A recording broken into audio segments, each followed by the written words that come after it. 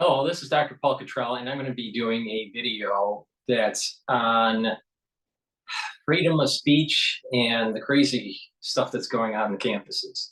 So before we begin, please subscribe to all my channels. I have 7 channels. I have a new channel that is tied to the store. So please subscribe to all 7 channels. So that's 4 channels on YouTube. Links in the description of this video. I have Brighteon, Bitchute, and Rumble. Please also be a paid member on my Patreon channel and help support my news coverage. That way, my content's free. And if you're a higher tiered member on Patreon, you'll be able to get access to my video lectures on immunology and pulmonology.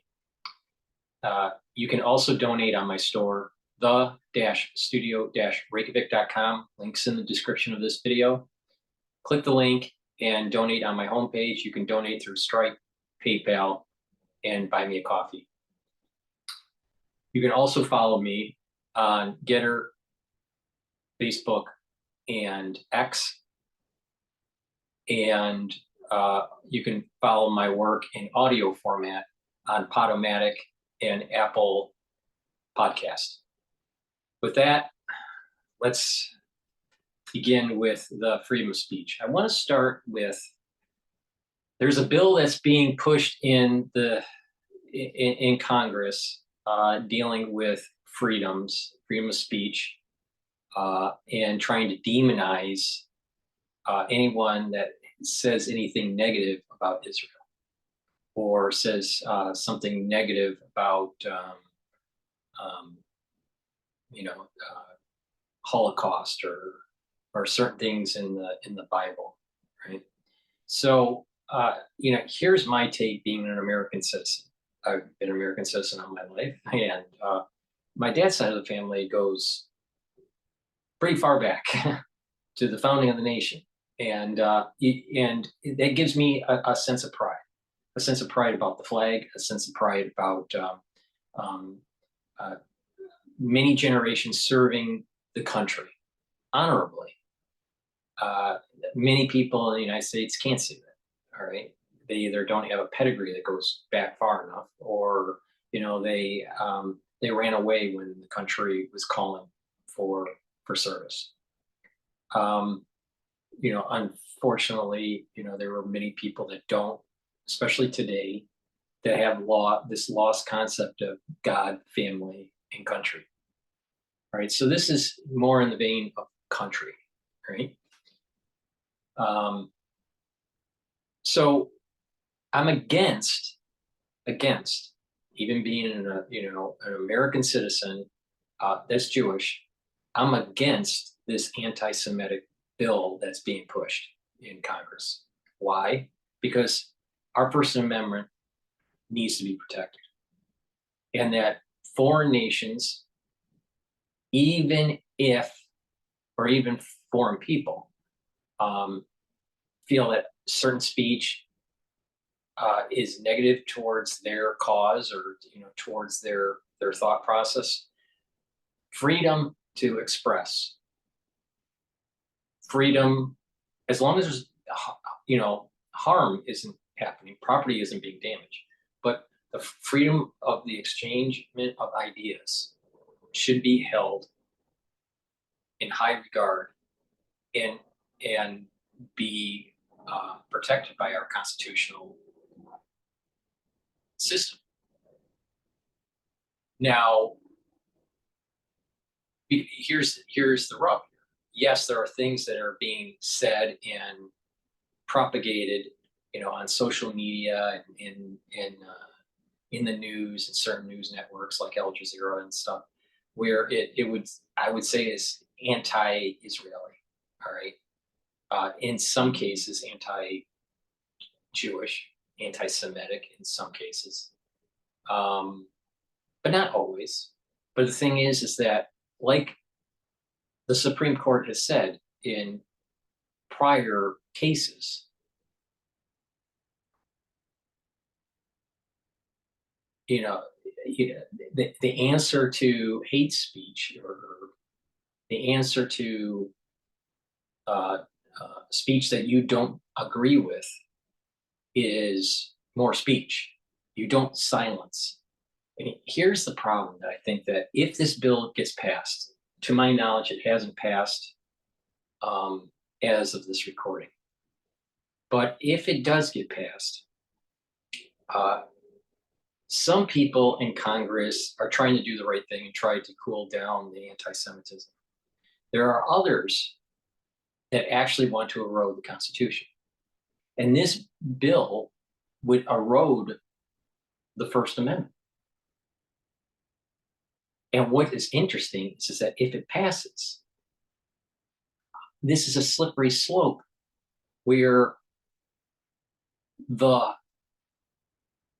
country, at the federal level, could just say, well, you can't say certain things about climate change.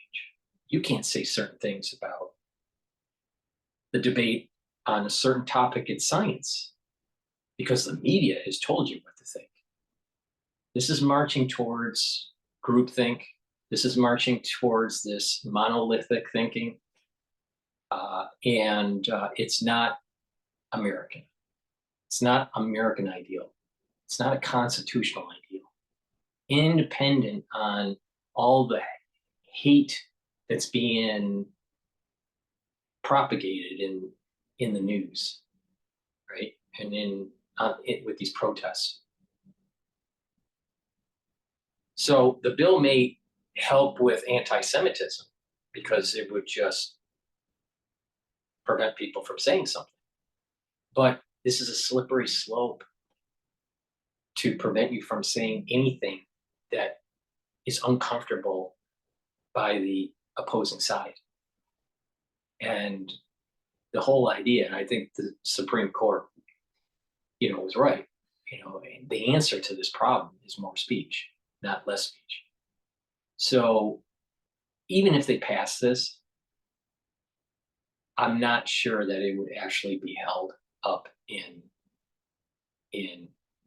upheld in the Supreme Court. I think the Supreme Court will knock it down.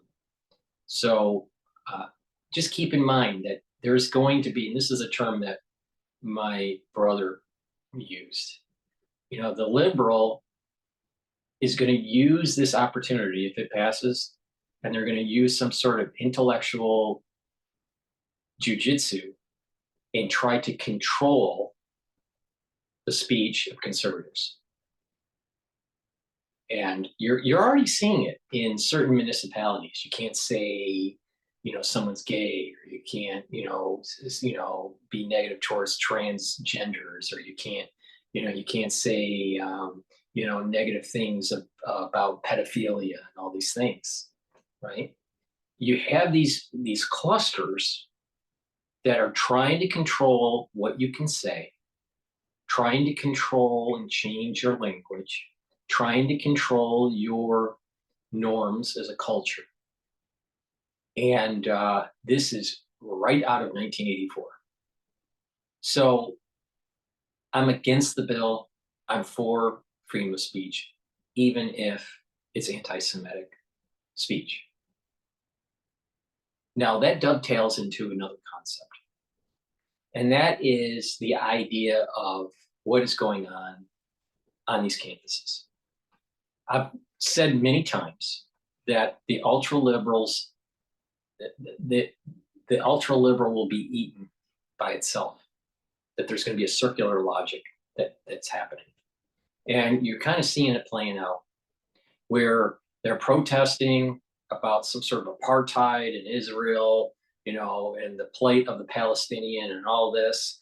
And then all of a sudden you start having the spokesperson, at a podium speaking to the media, speaking to the news media, or on a program like,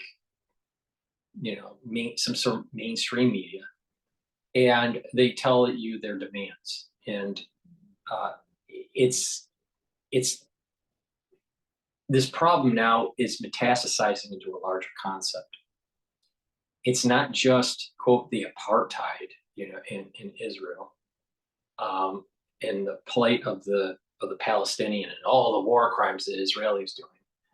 And what they're also pushing is trying to decolonize the world by the white person, and trying to, create more division between the oppressor and the oppressee.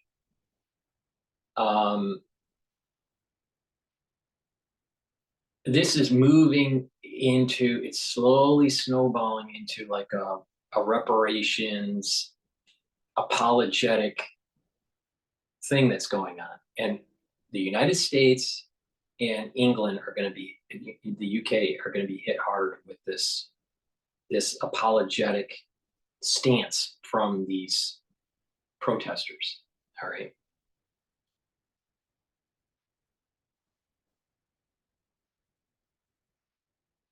When you watch what they're saying, you watch the news and you're listening, of what they're really saying here. This seems to be an orchestrated, non-organic event that's taking place across the United States and across the world. It's funded, very similar to what we were seeing with the BLM riots in 2020. Now, what was happening in 2020? It was an election year. There was, certain police brutality within the black community that caused a riot. But it was found that the BLM movement was a fraudulent organization that was the founders were skimming from the donations. So, and there were several groups of people that went from one city to another, burning it down and stealing, and we still have the stealing taking place. There's still a memory of the BLM movement going on in New York with these thefts. What is happening, and Cash Jordan, I think, has covered this the best, is that because you have the lack of prosecution of these thefts in New York and other epicenters, there's an emboldening mentality from the thief to get these items, and now a black market is being set up where they're selling the stuff on Amazon. There's an e-commerce black market that's going on where the supply is very cheap and they make money by selling it on the black market through the e-commerce channel. So they'll continue to do this. So there's this lack of regard to property, right? We are losing civil norms as we are seeing these protests starting to unfold. Now, some of these protesters seem to be professionals, non-students, not part of the student body, and they're going around and coordinating, funding, orchestrating these protests. Now, let's get back to the freedom of speech.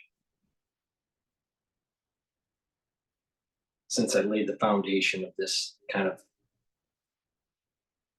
situation that we're having in the United States.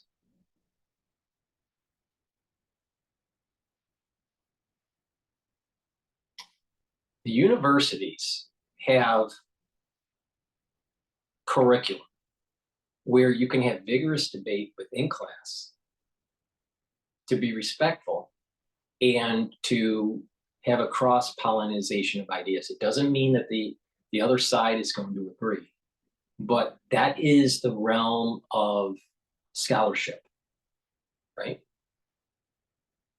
There are also means to have the university provide permission to have certain types of rallies or certain types of guest speakers to present their perspective on a certain subject in an auditorium setting or in a class setting, and that should be allowed by both conservatives and liberals and should not be shouted down or canceled because of a disagreement of ideas.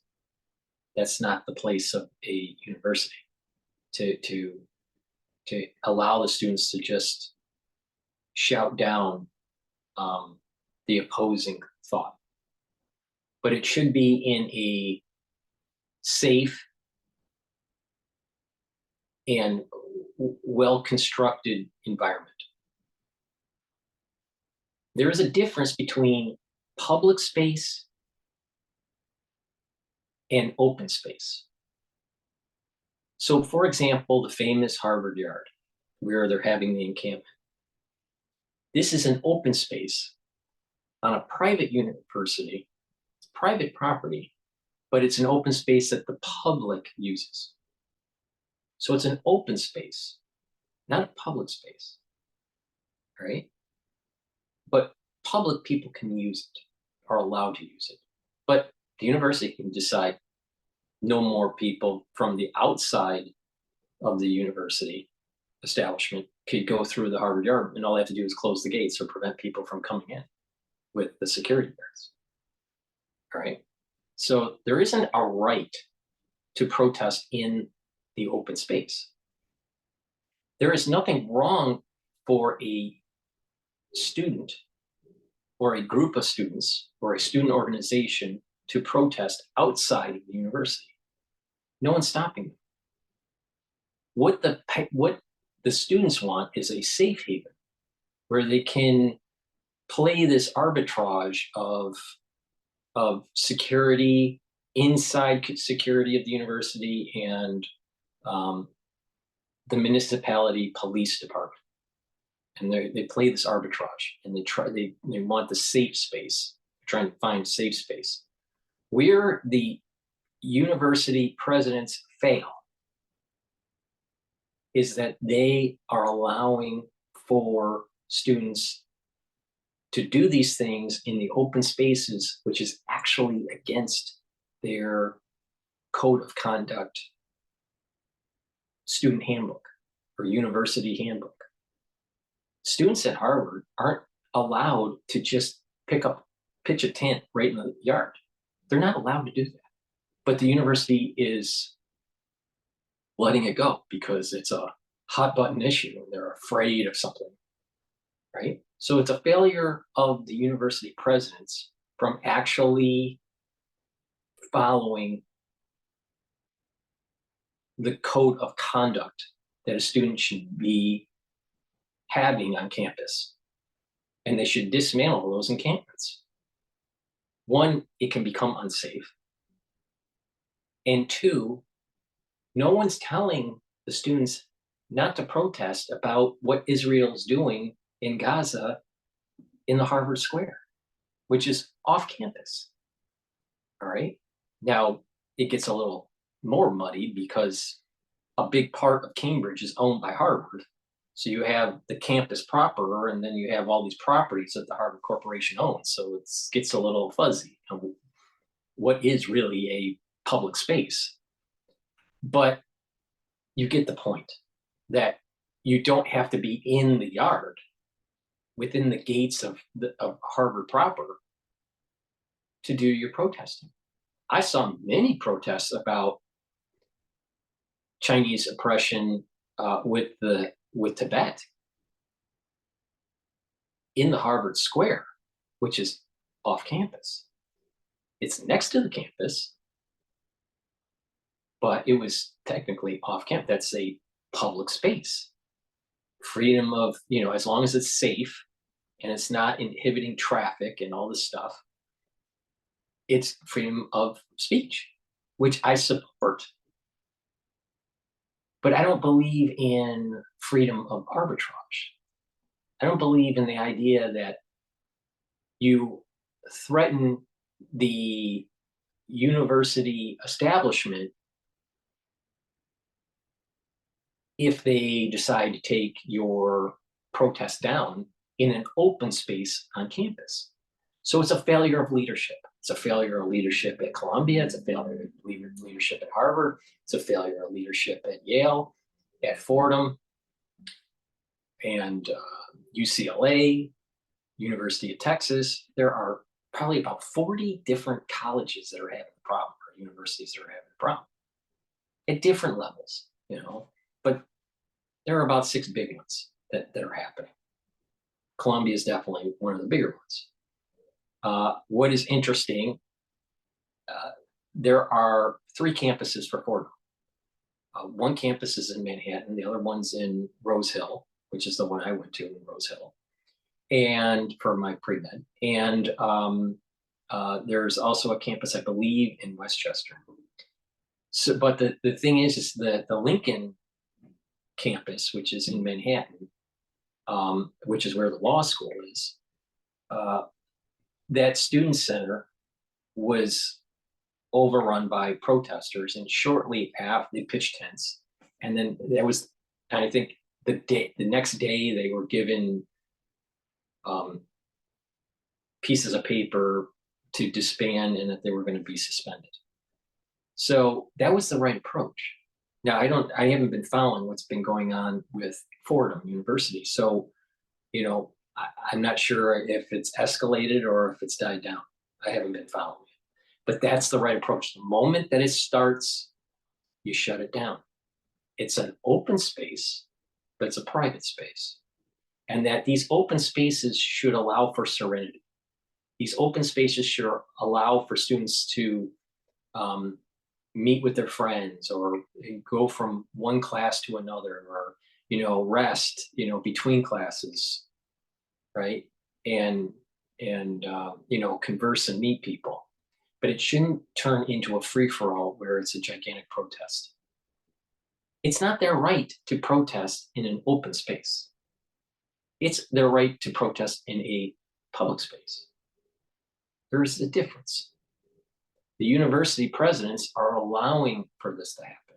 Now, part of it is that they feel captured, some of them, by these protesters, these pro-Palestinian, pro-Hamas protesters, and some of them actually believe in their cause because of the ultra-liberalism that has permeated through the United States university system. And we've lost conservatism. There's this what I call the ultra-liberalism. Now, over time, it's going to eat itself. The logic will start to eat itself. You kind of see it with these spokespeople talking about, well, it's beyond just the atrocities in Gaza. It's it's to rectify all the colonization of the white man and all this stuff, right? And it's leading towards reparations. It's leading to trying to demonize a group of people so another group of people get some sort of handout, some sort of freebie. This is like a communist takeover that's taking place. And these students, I don't think are going to grow, many of them are not going to grow out of this. They are going to get more belligerent. And the risks of some sort of terrorist cell, either within the student body or within the professional organizational, the professional protesting world, or through just flat out terrorists that have come through the border, the porous border, there's a high probability that something is going to happen. Now, would it be at UCLA or Harvard or Columbia, New York? I don't know. And there's also an increased probability of some sort of police brutality on a protester, where it may ignite another BLM riot, especially if that person that is hurt is Black. So there's these things that are starting to boil up. Now, in summary, I'm for freedom of speech. I'm against Congress telling the American public what they can say and what they can't say, even if it's anti-Semitic. All right. freedom of speech doesn't mean speech that you can agree with, all right? But it does mean it should be protected by the Constitution. Now, and a freedom to say something doesn't mean that it's not anti-Semitic, all right? But it should be protected. The freedom of speech should be protected. That's more important because of the slippery slope that can ensue here. Because if it's allowed to pass, then you're not going to be able to say certain things and the government's going to come and get you, even though we have a right for freedom of speech. So what they're basically saying is that they're trying to rewrite the Constitution slowly. We don't want that, even if it hurts the feelings of certain Jews or certain Blacks or certain Latinos or whatever. Hurts the feelings of gays or, transvestites. It doesn't matter. The freedom of speech is more important. The university presidents need to get a backbone and start pushing back and gaining some sort of control on the situation. They need to be able to instill some sort of civil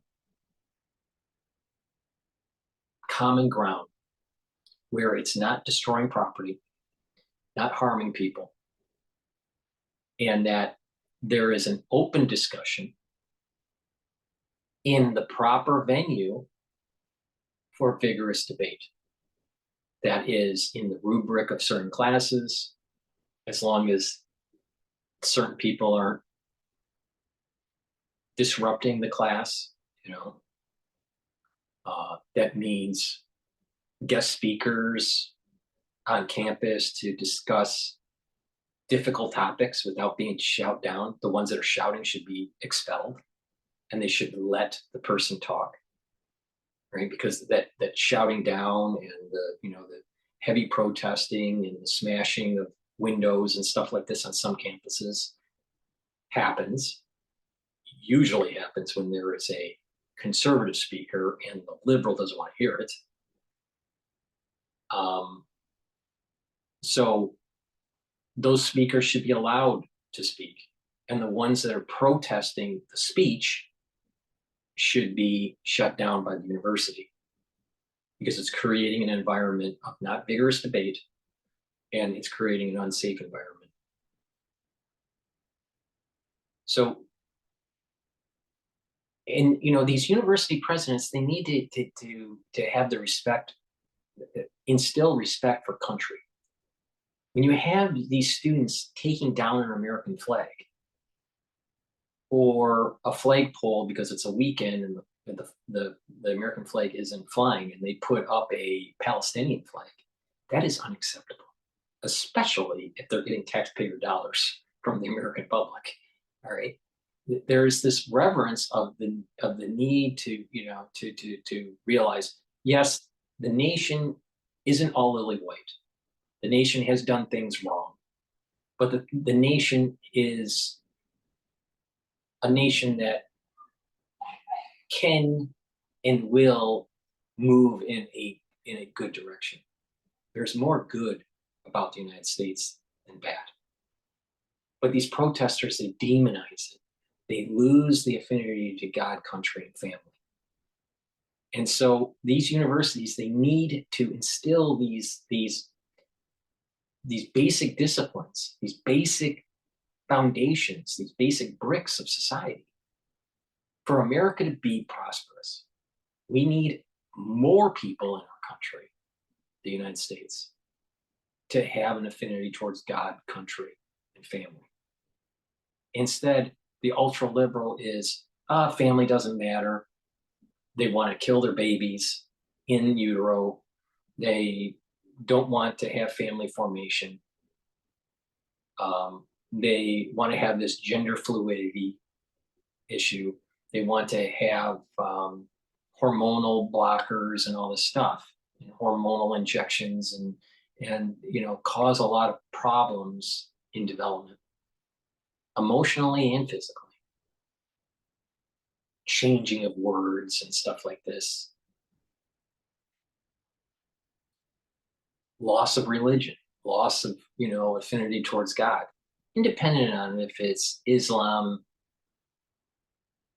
Christianity, or Judaism, or some other religion. Because all religions, I think, in its core, have good in it. Now, there's some debate about the fringes of each of these religions and the validity of them, but that is more of a theological discussion. We're looking at the foundations of society. And when you have an ultra liberal that's trying to lose the affinity towards God, country, and family, they're literally trying to break down society, because those are the building blocks. So our university professors, our university presidents, our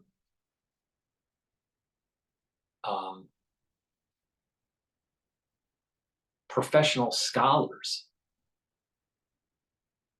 and clergy, rabbinical or otherwise, these are leaders of society that need to tone down the rhetoric, tone down the heat, and have a more civil society. Because if we don't, it's going to be helter-skelter. Now, unfortunately, we have leaders that are scared to be leaders. You have this problem in the Jewish community, where people that are more conservative Jews, I would say that I am of conservative persuasion, not liberal persuasion, right? The conservative Jew or Orthodox Jew does not want to call off the liberal Jew. They are afraid that they're going to condemn the liberal Jew and how they think. All right. Most of the liberal Jew doesn't follow precepts of the Torah. Most of the liberal Jew, is orange man bad, abortion good. Most of them want a two-state solution that does not go back to the biblical boundaries. Most of them don't want the temple to be rebuilt. The liberal Jew I'm talking about. And the liberal Jew, we have a term called Yiddishkeit. The liberal Jew is low on the Yiddishkeit, low on the observance. And so they are more disconnected from the religion.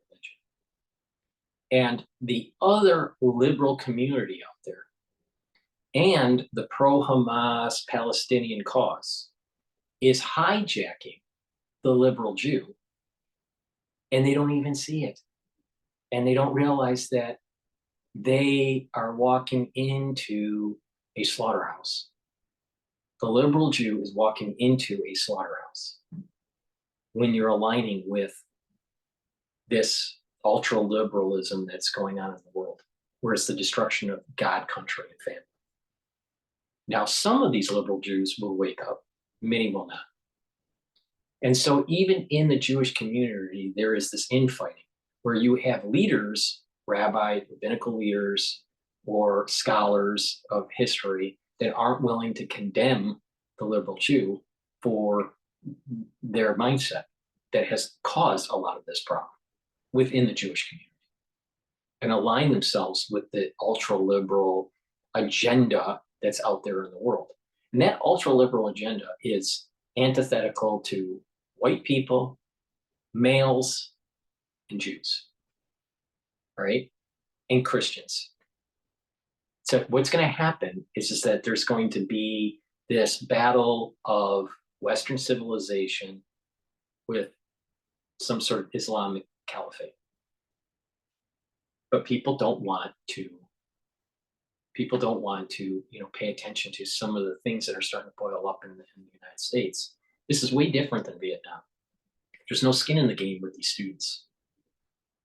With Vietnam, at least the students were on the verge of being drafted into the Vietnam War. Now, the chances of dying in the Vietnam War was small, all right?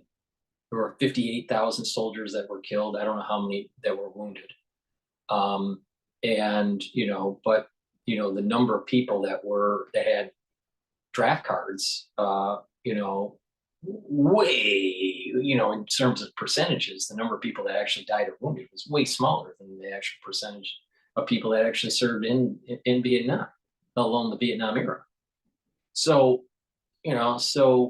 um, it would be interesting. I don't know what my father thinks about this. He has dementia. He's in a nursing home, and he can't talk. And he doesn't convey. He's almost kind of a vegetable, but it's hard to know what's there, right? He's pretty far gone with his ischemic dementia.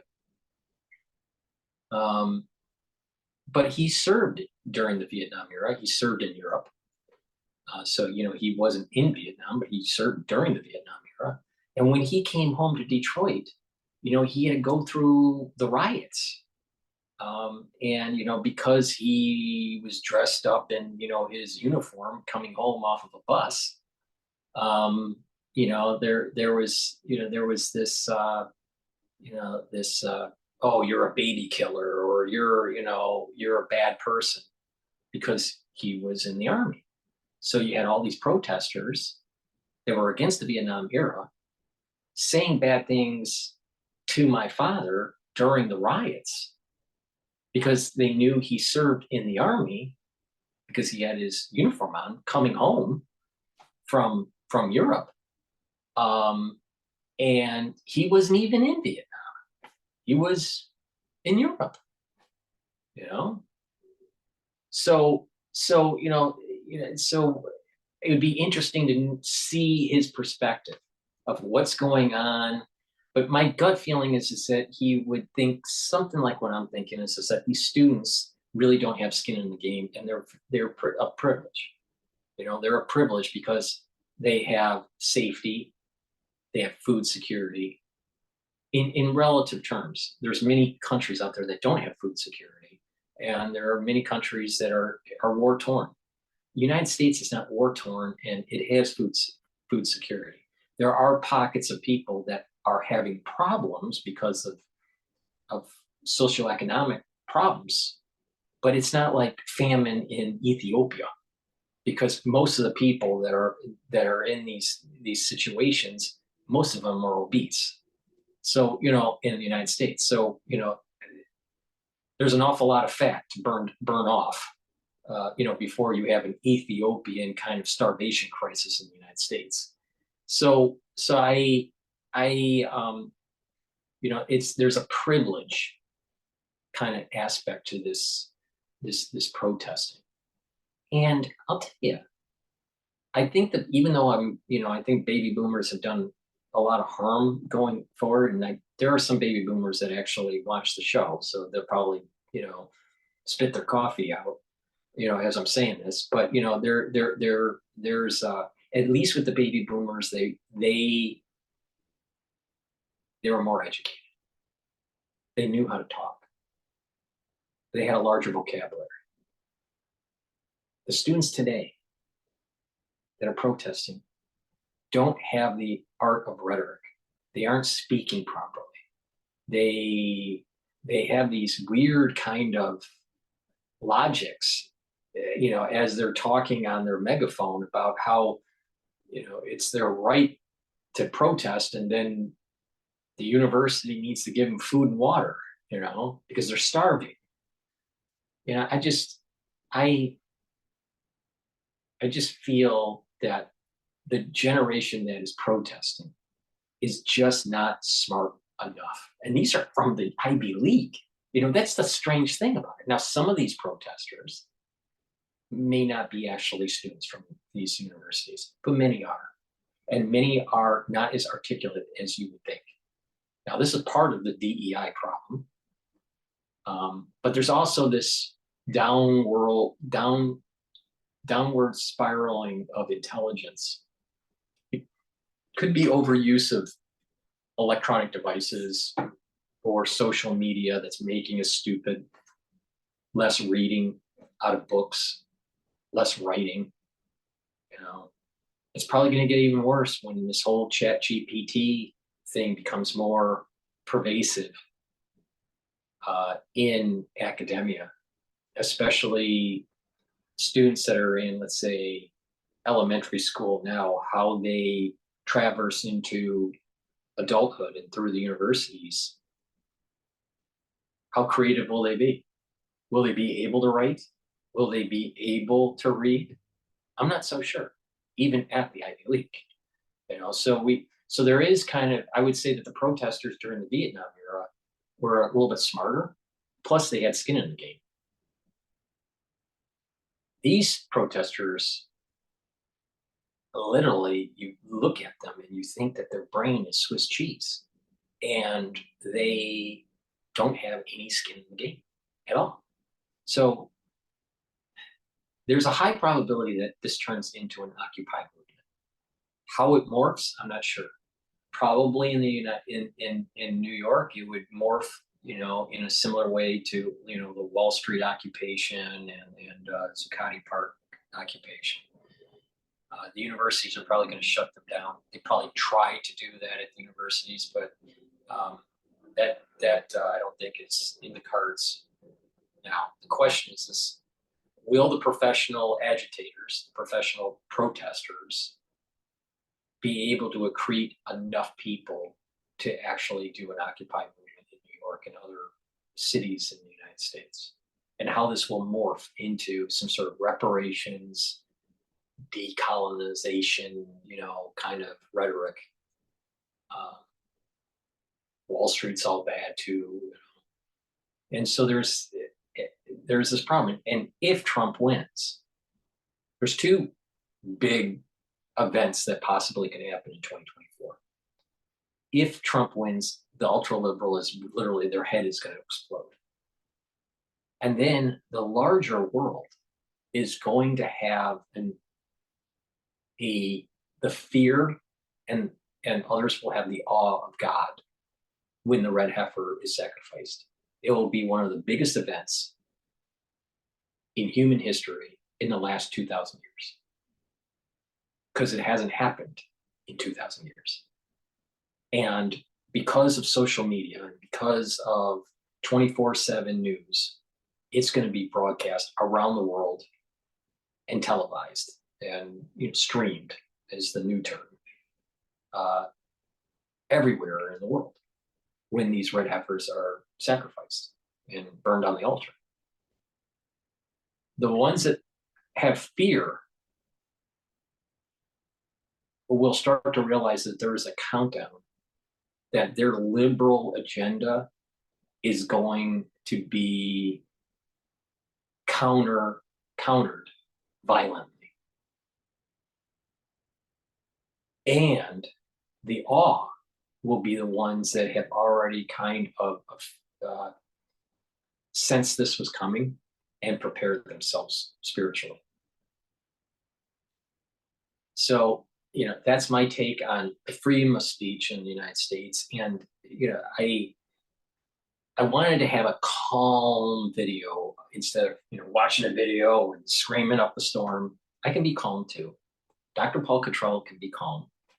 Some people prefer Dr. Paul Cottrell to be calm during my videos. Some people prefer me to be, animated.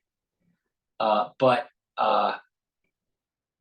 we are going through some tumultuous times. The Vietnam era didn't have the red heifer around the corner. The Vietnam era didn't have some of these really pressing problems that we're seeing with the youth today. So, there are differences. So I think it's too easy to say this is like 1960s. It rhymes, but it's not the same. There's a lot of differences. I think that's the big point here. So please help support my work by subscribing to all my channels, donating, and going to my store, the-studio-reykjavik.com, and get the supplements that I have. If you follow my lead, you will be able to boost up your immune system, slow down the aging process, and be healthy. Now, people have been, I did a post on X about the heart, and there are electrical signals that will be disrupted because of the aftermath of 2020.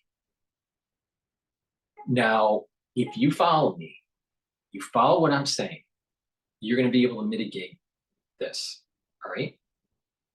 But it starts with the realization that you are in a new era and that there is an aftershock from 2020 and that you can't go back to a pre-2020 era.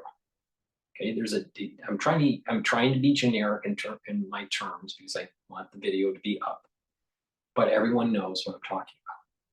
So the key here is a multifactorial way to approach the problem. And now there are multiple problems. There are autoimmune problems. There is a dysfunction of the immune system where it's underactive, what I call AIDS-like syndrome. There are cardiovascular problems, there are clotting problems, there are dementia problems, there are multiple organ system issues at a chronic level, which we would classify as long COVID. So there are many things that are happening in this post crisis of 2020, the aftershock. All right. Some of the things that you need to pay attention to, what you need to do on a regular basis is to slow down the effects of the aftershock. Is one, to realize that you have some control of your health and not to feel hopeless. So having the right mental mindset. It starts there. Then it's the realization that you're going to have to do physical and mental exercises. The mental exercises are making sure you talk to people, work with your hands, either in gardening or people like crochet or doing puzzles, but move your hands, get those kinematics working.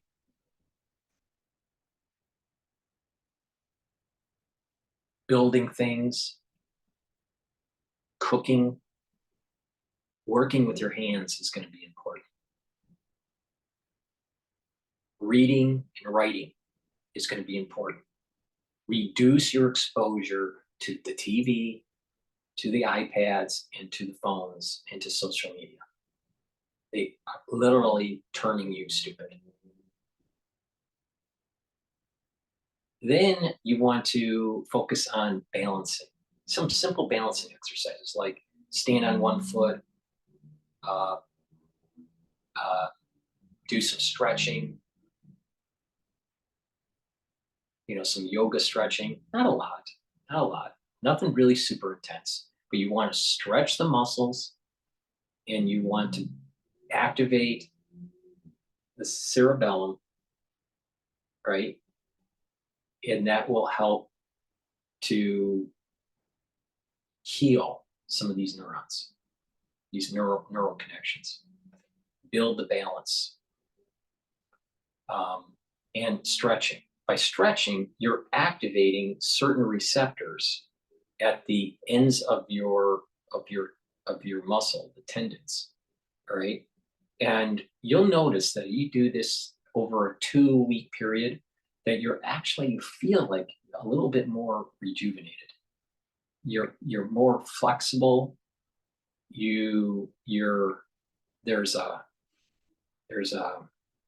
There's a rejuvenation you feel. If you don't exercise, you don't stretch, especially stretching on a regular basis, you feel cramped, may pull a muscle more often, and then there's a downward spiral to let the muscle heal and all this. So you want to stretch, all right? Simple stretches. You don't have to get too complicated. None of this is complicated, just simple stuff, but you got to do it every day. Then walk. The more you walk, the better, all right? most people can't do like a 6 to 8 mile walk a day. But if you can get a 6 mile walk a weekend, per week, or an 8 mile walk in once a week, that would be great. All right. But walk. If you can walk, if you have a problem because of joint pain or because of obesity, you can't walk that much, pulmonary dysfunction or whatever, try to do just a mile. If you can't do a mile, do a half a mile. Do whatever you can and then build slowly up. All right. But the idea is to walk. All right. And to do a little bit of resistance training. Not a lot. I don't want you to be a bodybuilder, because if you become a bodybuilder, you're going to probably put too much pressure on the heart, right? And there is going to, you're going to have to let the heart heal. It's going to take 5 years to heal the heart. Okay. So if you think that you can just, run a marathon and all this stuff, yeah, you seem fit, but what's happening is there's inflammation that's taking place, and it takes time for it to build up. And if it builds up in the right area, the electrical signals, see, your heart, when it pumps, it's through an electric signal. And if your heart is, quote, healthy, it goes through the SA node and the AV and the His and the Purkinje's fibers, right? But there's this wave propagation that takes place. And not only is there a wave propagation through the electrical system of the heart, but there's a wave propagation through the actual muscle, in the myocardium. And that wave propagation will bounce back. So you have this electrical signal that's contracting muscle, and that signal for contraction will propagate outward from the Purkinje's and then back inward. Right? So there's a rebound. So what I call the forward movement and the rebound. Now, when you have inflammation in the heart in certain areas, and this is why some people may not be affected, and there are others that are heavily affected. And it may take more time for them to get affected.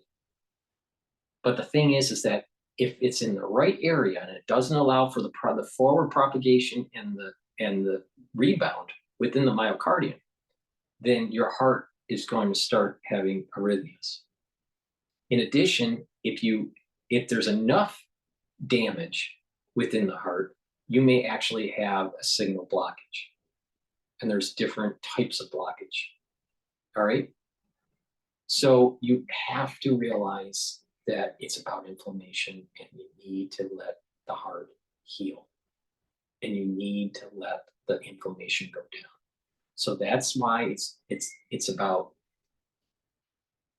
a multi-pronged approach to keep your body in parasympathetic and not in sympathetic mode. All right. Now, yeah, you could have been exposed to a pathogen or an inoculation, and you're running a marathon and you feel that you're okay. Well, there's a lot of athletes that are doing that, and all of a sudden they drop dead. And believe me, most of the people that are watching my show, I'm sure, is not a professional athlete. All right. So you don't know when this event will happen. And this is the key. You think you're healthy, but you're really not. Let me repeat that. You think you're healthy with your myocardium, but most likely you're not. All right. So just calm down, realize it is in your power to reverse this, to mitigate it. And it's about keeping that inflammation down, and it's allowing the heart to heal. Now, the less inflammation, the shorter the duration of the healing. The more chronic the inflammation, the more it'll be problematic. Okay, so walk. Don't get into these sports where you got your heart pumping at, 100% your max rate or 90% your max rate for a long time, you're going to add to the chances of inflammation and add to the chances of arrhythmias. And if you have this problem that I'm talking about, you will have sudden death. Let me repeat that.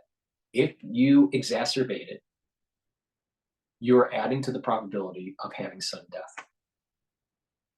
And this sudden death, you don't know that it's going to happen. It just happens. And there's not a real good way to really screen for this with standard methods of cardiology. There are ways to screen for it, but it's not standard protocol. All right. So what do? Walk. You can do a little bit of exercising to get the heart rate up, but don't do too much of it. You can do a little bit of spinning, maybe a little bit of stair climbing, but don't get to this like you want to be an athlete kind of shit. If you have a child that's in sports, get them out of sports.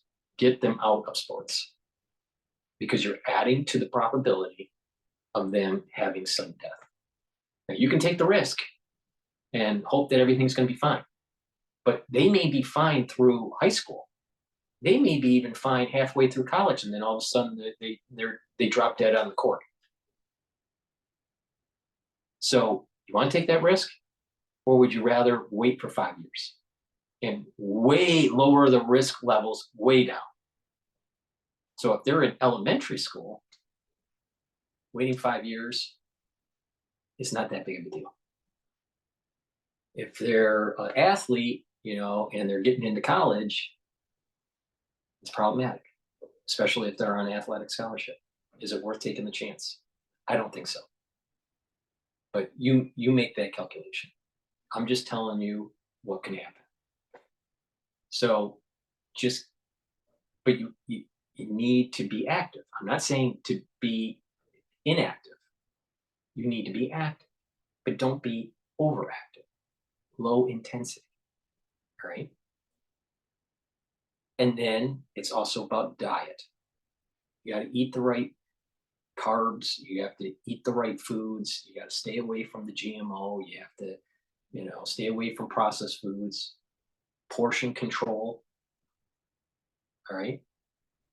Hydration, filtered water. These are all really important. Then supplementation. All right. So there's a lot of different things you need to do. And for the issue with the heart, this is going to be a 5-year trek from the time that you either been inoculated or the time that you contracted the pathogen. 5 years. All right. There's no quick solution here. So just low intensity, be active mentally, and be active, physically. But don't be overactive physically. Don't get that heart to the point where you're overstressing it and adding to the probability of an arrhythmia. So with that said, I'd like to talk about some of the products that I have on my store to help improve your health and to boost up your immune system. All right. So one product that a lot of people are, they say, hey, I have brain fog. How do I solve the brain fog problem? Go to my store, the-studio-reykjavik.com, and get the clarity factor. This eliminates the brain fog and allows you to focus on your work, on your school, concentrate on the task at hand. You won't feel tired. In addition, by taking it every day, you're keeping those dendritic connections active. You're having positive neuroplasticity. You're slowing down the neurological aging process. So go to my store and get the clarity factor. There are a lot of people, especially, with the long haulers, they have sleep problems. They're worried about, even if you're not a long hauler, you're just worried about life in general, the crazy liberals that are destroying America. you need to get sleep. You need 3 cycles of REM sleep on average a night to be able to have a healthy system. Those 3 cycles of REM sleep help with consolidation of memory. You're being able to have your cells detoxify, especially the central nervous system, and you're going to have more energy when you wake up. So by taking the good night formula, take it every day if you're not getting the 3 cycles of REM sleep. This will improve your detoxification, your natural detoxification that takes place during the REM cycles. It has tryptophan and melatonin in it, so please go to my store and get the good night formula. There are other individuals that say, okay, I want to, kind of help with slowing down the aging process and improve the health of the cell. Resveratrol will do that. It will get rid of senescent cells, which are cells that stop dividing, that just build up garbage. And it's an antioxidant, so it'll help to reduce free radicals. Take the resveratrol and add it to the anti-aging protocol. It also helps with mitochondrial health. Vitamin C, very important for your skin. Also, it helps with the immune system. If you're not feeling well, take a double dose of vitamin C. You should be taking this every day and drink water with it because it's water soluble. Now, since we're going into the allergy season, people can mitigate that allergic reaction by taking the drops and the lozenges that I have on my store. I have elderberry zinc lozenges in a 21 count. I also have blueberry drops in a 100 count. And honey and lemon drops in a 100 count. These drops and lozenges will soothe your throat, neutralize pathogens, and help to boost up your immune system. You want to maintain that mucosal barrier in your upper oral cavity, and you'll mitigate those colds and those allergic reactions. People want to improve their skin or need some sort of wound healing agent in their household, or they want to neutralize pathogens. I have a multi-purpose product. The silver gel, it's in a pump, so it's easy to carry in your bag. And you just put it on your hands and it'll neutralize pathogens for 5 hours. You can put it around your mouth, or around your nose, lightly coat your nostrils, around your eyes, around your ears. It'll neutralize pathogens. In addition, if you put it on a cut, it'll help to heal the cut because it keeps the wound clean because it's neutralizing pathogens. You can put it on an abrasion. You can put it on eczema and psoriasis. If you put it on your skin every day, let's say right before you go to bed, and you exfoliate that area of the skin, you'll notice that the skin is healthier because it's neutralizing pathogens on the surface, topical. But not only that, it's also tightening the skin. So people that put it on their face and they sleep and then they wake up in the morning and exfoliate, they'll notice their skin's tighter. So please go to the store and get the silver gel. I also have structural nano silver soaps. Very high quality soap, so get a few bars of it for your household. I have oatmeal and spice, peppermint, charcoal tea tree, and lavender. I also have lemongrass, but I don't have it on my desk here. When you're purchasing, let's say, the Max 35 or the silver solution, or the Max 14, structural nano silver. So what this is a liquid that you take a teaspoon of it a day, If you're not feeling well, take a tablespoon or two a day. You swish it in your mouth. It'll neutralize pathogens. You gargle with it and you swallow it. All right. Do this every day. All right. What that will do is it help to boost up your immune system and neutralize pathogens. I have it in 3 different forms. I have it in max 35 ppms, structural silver solution in 30 ppms, and then I have the max 14 and 14 ppms at different price points for affordability for the customer. So once you get that silver solution, instead of carrying the big bottle to your work, because you may not be feeling well or whatever, you can buy these applicators that I have in my store. So I have a spray, a spritzer, I have a dropper, and a nasal spray. So you just put the liquid in this and take it with you. You can spray it on a surface, you can drop it in your mouth, or use a nasal spray, however you want to take it. But this is really helpful because you can travel with your structural nano silver liquid in your bag. And almost lastly, I have partnered up with Rainbow Herbals, and we've developed these very high quality deodorants. I have it in peppermint, tea tree, and lavender, and citrus. Okay, these deodorants are for males and females,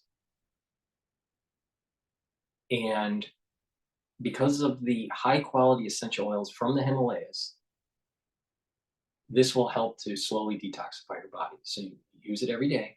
So it's dual purpose. It has no baking soda in it, and it has no aluminum.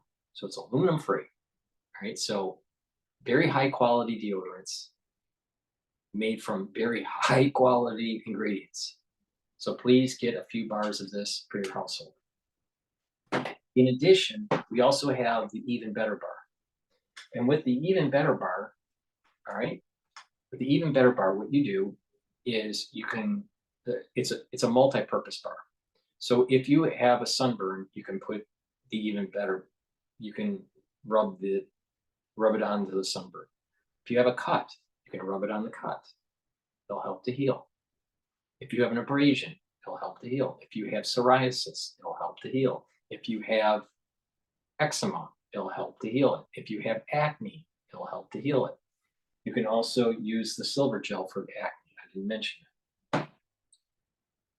In addition, if you have muscle pain from a workout or you pulled a muscle, you can relieve the pain by rubbing it on that muscle. It takes about 30 seconds to 40 seconds for the pain to either be gone or be much less. Now, you can also use this as a skincare product and do it every day or every other day, but you rub it on your skin. All right. And this is also made from the essential oils from the Himalayas, but you rub it on your skin, right? With the bar, rub it on there, and you kind of work it into the skin with your hand. All right. And you do that for your whole body. And what you'll start to notice after about 3 days is that your skin is going to be it'll look and be more rejuvenated, more healthy and rejuvenated. All right. It's a little different than using the gel every day because you're not going to really get the tightening from the Even Better bar. You get the tightening of the skin with the silver gel, especially on the face. But you'll get actually a healthier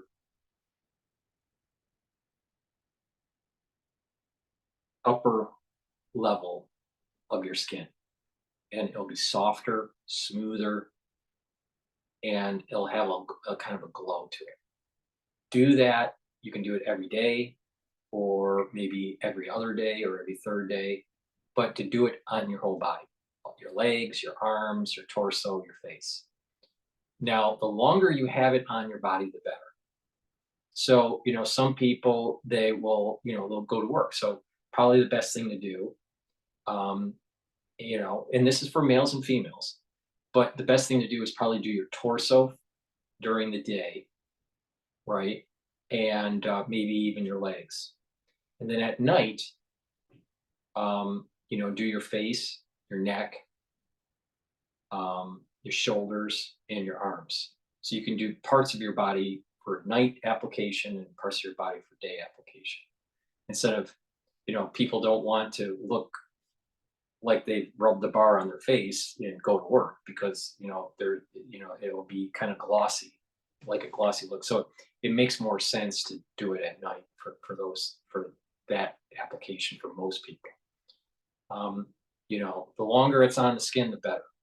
Uh, but you'll see you know, a lot better results, even if you only keep it on for 2.5 hours. So it's really a great product. All right. Very high quality. All right. So please go to the store and get the even better bar, the-studio-reykjavik.com. Again, it's dual purpose. It helps to heal the skin and apply it on abrasions and burns, but also in everyday skincare. Very, very high quality. And lastly, it's really important to bring down the free radicals. And I talked in the previous video about bringing down inflammation. In this one, we're talking about neutralizing pathogens with the structural nanosolvent. The next part of the pillar of the protocol is to bring down the free radicals. Why? Because with free radical buildup, the cell is unhealthy. The mitochondria is unhealthy. And you need lots of ATP to have proper cellular function. So I have C60. I have it in a 2-ounce, a 4-ounce, and an 8-ounce configuration. And what C60 does is it'll neutralize those free radicals and help to boost up your mitochondria. I have it in three different oil types because C60 is lipid soluble. All right. So you can get it in MCT coconut, extra virgin olive oil, or the avocado oil. Again, I have it in a 2-ounce, a 4-ounce, and an 8-ounce configuration. If you get the 2-ounce, take a dropper of it a day. All right. Most people get the 2-ounce because it's more affordable and it lasts a little bit longer for them. It's better to take it every day than to take a lot of it and then nothing. Right. You want to neutralize those free radicals on an everyday basis. If you're working out, you want to take it before your workout. It's better absorption on an empty stomach. What you'll notice is that your recovery after your workout is better with taking the C60 when you take it pre-workout. So get it in the coconut or the avocado. So the coconut, the avocado, or the extra virgin olive oil. Okay. Now, there are some benefits here of this. Now, some people, they prefer coconut because of the taste, or they may prefer the olive oil, or they may prefer the coconut. All right.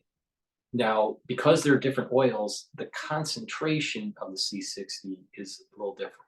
The highest concentration of C60 will be the extra virgin olive oil. Okay. But some people don't like olive oil or are allergic to it, or whatever.